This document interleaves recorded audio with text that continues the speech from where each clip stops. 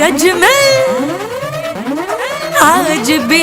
में होली है रसिया, आज बिरज में होली है रसिया।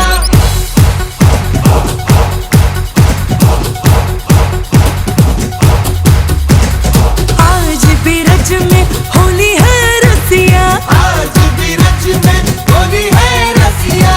आज बिरज में कृष्णाय वासुदेवाय हरये परमात्मने प्रणतः क्लेशनाशाय गोविन्दाय नमो नमः। ॐ कृष्णाय वासुदेवाय हरये परमात्मने प्रणतः क्लेशनाशाय गोविन्दाय नमो नमः।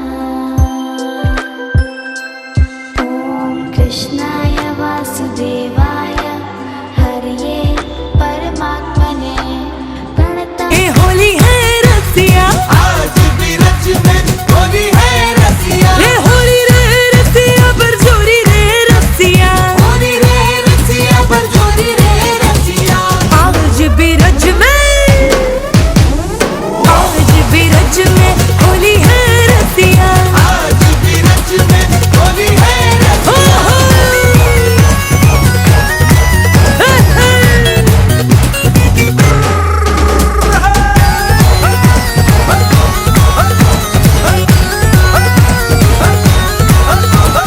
अपने अपने घर से निकली, अपने अपने घर से निकली। ओ अपने अपने घर से निकली।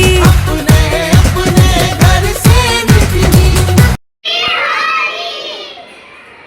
નમસ્તે. આજે આપણે હોળી વિશે જાણીએ.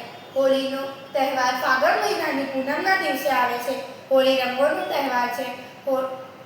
હોળીના તહેવારની બાળકો તથા નાના મોટા સૌ ખૂબ આતુરતાથી રાહ જુએ છે. આ તહેવાર સમગ્ર ભારત દેશમાં ખૂબ ધામધૂમથી ઉજવવામાં આવે છે.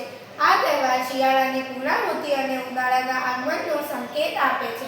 હોળીનો તહેવાર વસંત ઋતુમાં આવે છે. આ તહેવાર ઉજવવા પાછળ એક પૌરાણિક કથા છે. હિરણ્યકશ્યપુ નામના અસુરના ઘેર પ્રહલાદ નામનો પુત્ર હતો.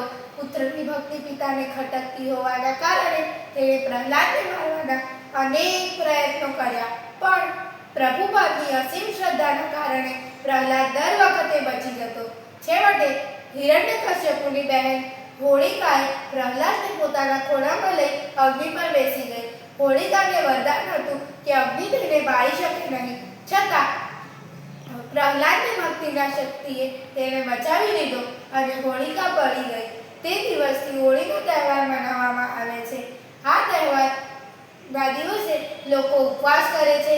સાંજે લાકડા અને છાણા ભેગા કરીને હોળી પ્રગટાવવામાં આવે છે.